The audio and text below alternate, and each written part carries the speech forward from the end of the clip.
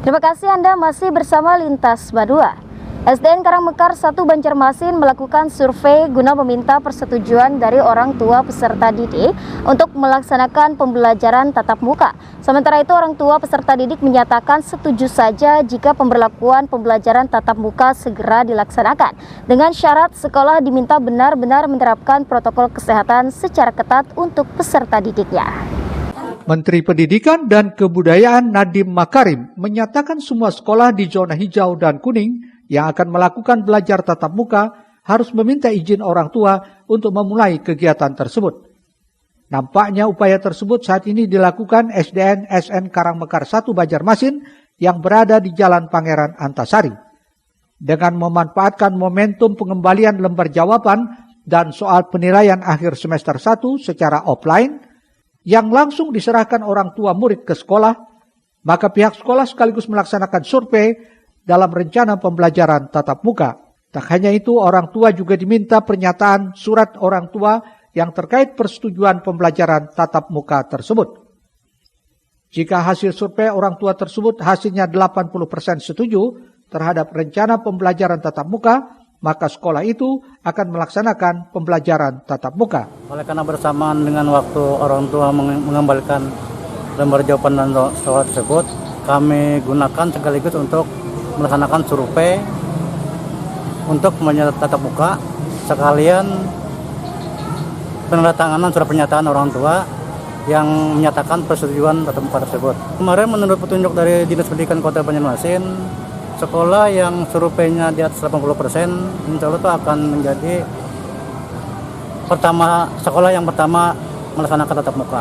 Tapi dengan catatan juga mungkin ada tim visitasi untuk mengontrol atau melihat kesekolahannya apakah sudah siap dengan protokol kesehatan. Dari sekolah sendiri Pak, menurut Pian, sekolah Pian sudah siap nggak dari protokol kesehatan sendiri? Insya Allah kami SDN Karangmekar 1 dengan dikomandoi dan koordinator oleh Pak Haide SBD selaku guru olahraga dan juga koordinator kegiatan pembelajaran tatap muka dan kegiatan-kegiatan lainnya, insya Allah kami sudah siap dengan segala fasilitas protokol kesehatan. SDN SN Karangmekar 1 Banjarmasin sudah mempersiapkan diri jika sekolahnya akan melaksanakan pembelajaran tatap muka dengan mengedepankan protokol kesehatan yang ketat. Di antaranya menambah tempat cuci tangan, setiap ruang kelas akan dilakukan penyemprotan disinfektan, serta menerapkan sistem SIP bagi siswanya. Rijal Afandi, Banjar TV.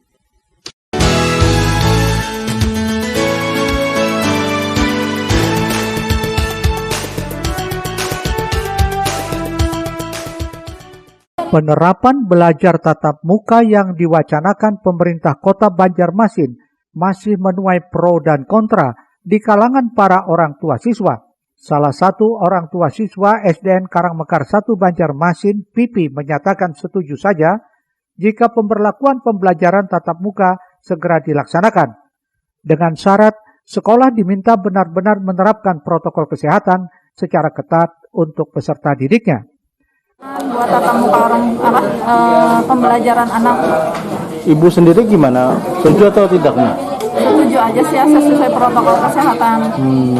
Artinya selama sekolah menerapkan protokol kesehatan artinya setuju ya Bu? Setuju aja. Oke. Selama ini untuk pembelajaran daring sulit nggak Bu untuk Ibu sendiri? Alhamdulillah lancar aja. Oke. Namanya Ibu? Pipi ya Bu ya. Sementara itu, Koordinator Persiapan Pembelajaran Tatap Muka SDN Karangmekar 1 Banjarmasin, Haidi, ditanya tentang kesiapan sekolahnya melaksanakan pembelajaran tatap muka tersebut, mengaku sudah berupaya memenuhi standar protokol kesehatan, yakni dengan menambah kembali fasilitas tempat cuci tangan yang diletakkan di depan kelas. Selain itu, pihaknya juga mempersiapkan disinfektan yang secara berkala dilakukan penyemprotan di samping pembenahan fasilitas UKS sesuai standar gugus tugas COVID-19. Sekolah juga tidak ketinggalan menyiapkan alat pengukur suhu badan untuk memeriksa siswa, dan jika suhu badan siswa di atas 37, maka akan dipulangkan. Bukan standar yang ditetapkan untuk kesehatan protokol kesehatan COVID-19. Misalnya menyediakan tempat cuci tangan. Itu beberapa tempat, asalnya kurang kami tambah menjadi beberapa titik supaya siswa mudah mencari tempat untuk cuci tangan. Jadi kami akan melakukan penyemprotan disinfektan secara berkala. Kemudian untuk sarana kami yang akan kami persiapkan, kemudian UKS akan kami benahi karena sudah ada, tinggal pembenahan lebih bagus lagi kami persiapkan. Karena salah satu Rijali Apandi, Banjar TV. Pemirsa, guna meningkatkan layanan perpustakaan menuju budaya literasi bagi warga binaan di lembaga pemasyarakatan, Kanwil Kemenkumham Kalsel menjalin kerjasama dengan Dispersif Kalsel lewat penandatanganan MOU dan nota kesepahaman. Di samping itu pemirsa, Dispersif bersama anggota Komisi 1 DPRD Tabalong mengunjungi Dispersif Kalsel guna mendapatkan masukan soal pembenahan mutu SDM serta penataan perpustakaan dan kearsipan agar tercipta peningkatan kemajuan minat baca masyarakat. Kepala Kanwil Kementerian Hukum dan HAM Kalsel, Agus Thoyib, mengunjungi perpustakaan PAL 6 Banjarmasin. Kunjungan langsung disambut Kepala Dispersif Kalsel, Nurliani Darji. Dalam kunjungan tersebut dilakukan peninjauan ke sejumlah fasilitas bacaan buku yang dimiliki perpustakaan PAL 6, mulai dari layanan pembuatan kartu anggota perpustakaan, penyediaan buku-buku bacaan, hingga pemberlakuan penerapan protokol kesehatan. Usai meninjau dilanjutkan penandatanganan kerjasama MOU dan nota kesepahaman antara Dispersif Kalsel dengan Kanwil Kemenkumham Kalsel guna meningkatkan pelayanan perpustakaan di lingkungan Kanwil Kemenkumham Kalsel mulai dari lembaga pemasyarakatan, lembaga pembinaan khusus anak, hingga rumah tahanan negara. Tujuannya agar ke depan warga binaan bisa lebih meningkat budaya literasinya dalam mewujudkan masyarakat cerdas lewat membaca buku. Kerjasama ini untuk saling mensupport, mendukung dan meningkatkan pelayanan perpustakaan, karena di jajaran kantor wilayah Kemenkumham dan Kalimantan Selatan yang kita punya starter ya, adalah pasukan yang kita memang bisa memberikan pengetahuan kepada warga binaan terkait hal-hal yang mungkin bersifat kemandirian, pembinaan kemandirian, ataupun berkaitan dengan keagamaan, sosial dan sebagainya. Juga termasuk di kantor wilayah, karena tugas kita sama dengan dinas perpustakaan itu dalam rangka ya memberikan pengetahuan dan mencerdaskan masyarakat. Nah, jadi suatu kehormatan yang luar biasa bagi kami mendapat kunjungan beliau. Beliau ke sini tidak hanya sekedar berkunjung, tapi penandatanganan MOU kerjasama kami dengan Kemenkumham. Walaupun selama ini kami sudah masuk ke lapas-lapas, ke rutan-rutan yang ada di bawah Kemenkumham, tapi kan tidak salahnya hari ini kita formalkan kerjasama. Jadi kami sangat berterima kasih dan menyambut baik. Melalui kerjasama ini diharapkan sinergitas antara Dispersif Kalsel dengan lembaga yang berada di bawah Kanwil Kemenkumham Kalsel yang tersebar di kabupaten kota, sehingga bisa meningkatkan minat baca masyarakat di wilayahnya masing-masing. Erwin Yudanwari, Banjar TV.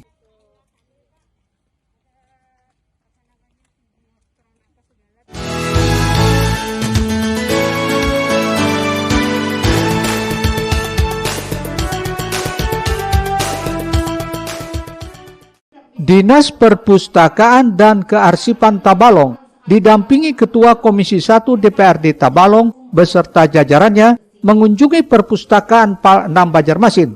Kunjungan disambut Kepala Dinas Perpustakaan dan Kearsipan Kalsel, Nurliani Dardi. Kunjungan ini dilakukan guna mendapatkan masukan soal pembenahan perpustakaan dan kearsipan Kabupaten Tabalong.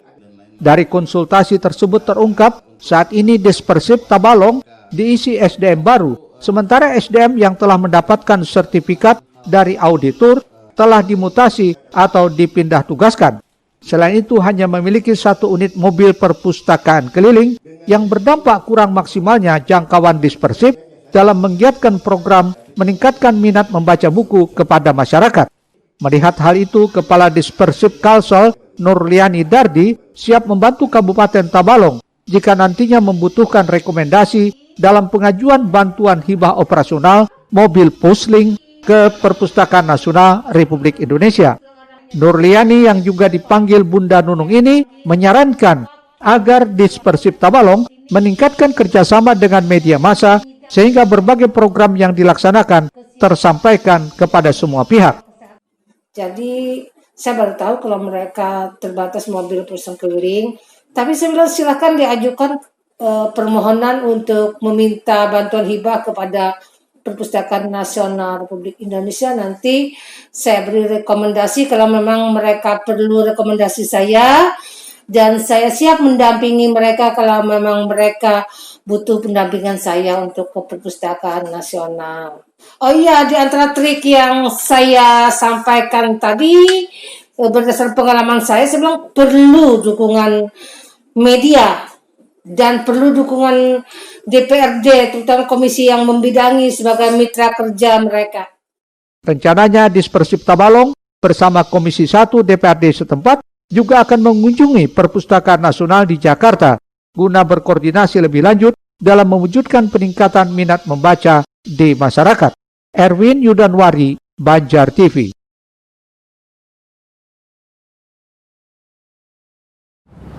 Dinas Pemberdayaan Perempuan dan Perlindungan Anak Kalimantan Selatan mengkampanyekan Hari Anti Kekerasan Perempuan Internasional supaya masyarakat mengerti serta melindungi perempuan dan anak di lingkungannya masing-masing.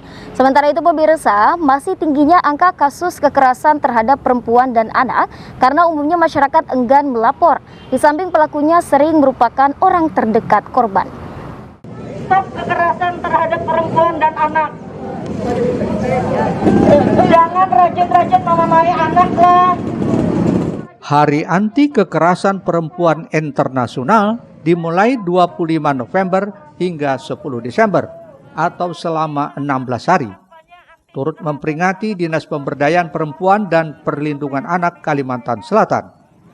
Aksi nyata tersebut digelar di Pasar Bauntung, Banjarbaru pada Kamis 10 Desember 2020.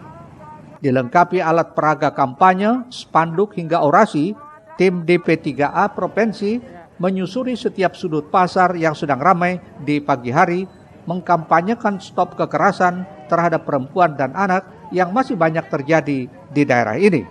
Selama tahun ini saja tercatat terjadi 187 kekerasan, yaitu 126 terjadi terhadap kaum hawa dan 61 terjadi terhadap anak-anak, baik fisik, seksual, hingga psikis. Tingginya angka tersebut, banyak masyarakat yang menganggap kekerasan yang dilakukan merupakan hal biasa dan wajar, serta melekat pada budaya patriarki.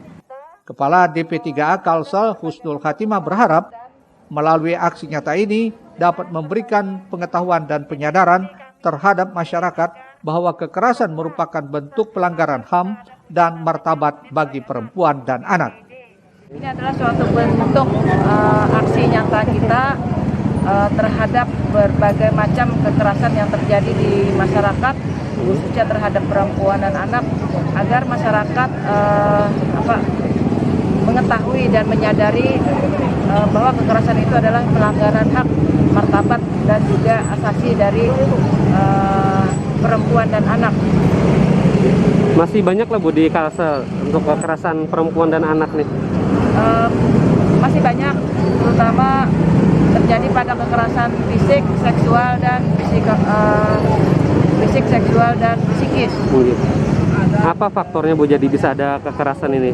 Banyak. Faktornya mungkin menganggap kekerasan itu biasa saja, dan juga masih ada budaya patriarki, dan juga menganggap perempuan dan anak itu adalah kaum yang lemah. Jadi ini adalah sebagai bentuk penyadaran kepada masyarakat bahwa mereka pun juga mempunyai hak untuk dapat dihormati dan juga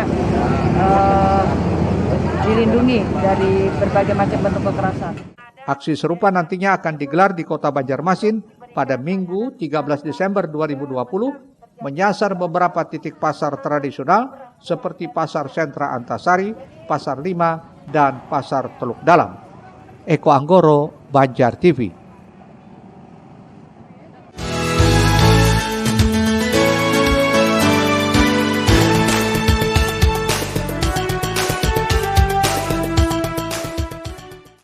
Tingginya angka kekerasan terhadap perempuan dan anak kini sudah mencapai 187 kasus. Itulah angka yang dilaporkan resmi ke Dinas Pemberdayaan Perempuan dan Perlindungan Anak Kalsel. Padahal diyakini masih banyak lagi kasus kekerasan yang terjadi yang belum dilaporkan. Melihat fenomena ini, DP3A Kalsel menyebut banyaknya kasus kekerasan yang tidak dilaporkan secara langsung karena masyarakat masih memiliki rasa takut untuk mencampuri urusan rumah tangga orang lain. Padahal jika dilaporkan, mereka dilindungi Undang-Undang Nomor 13 Tahun 2006 tentang perlindungan saksi dan korban. Selain itu, kekerasan yang terjadi terhadap perempuan dan anak, pelakunya sering merupakan orang terdekat korban. Kedepan DP3A Kalsel terus berupaya menekan angka kekerasan terhadap perempuan dan anak melalui beragam kampanye dan sosialisasi di tengah masyarakat dan membuka layanan pengaduan di OPTD PPA Kalsel di Jalan Mula Warman dan OPTD di 13 kabupaten kota. Sebenarnya masyarakat itu sadar ya, tetapi mereka belum ada keberanian untuk melaporkan karena biasanya itu pelaku itu adalah orang terdekat dari korban itu sendiri, dan kami juga mensosialisasikan beberapa unit layanan dalam hal memberikan layanan pengaduan terhadap korban baik secara langsung ke unitnya ataupun melalui aplikasi atau hotline yang ada. Husnul bersama jajarannya berupaya semaksimal mungkin memberikan edukasi di berbagai lintas sektor agar semua elemen masyarakat bersama-sama memutus terjadinya kasus kekerasan terhadap perempuan dan anak. Eko Anggoro, Banjar TV. Usai jeda kami hadirkan HIPMI bangkit dari pandemi, beli produk sesama anggota. Informasinya hadir usai pariwara berikut ini.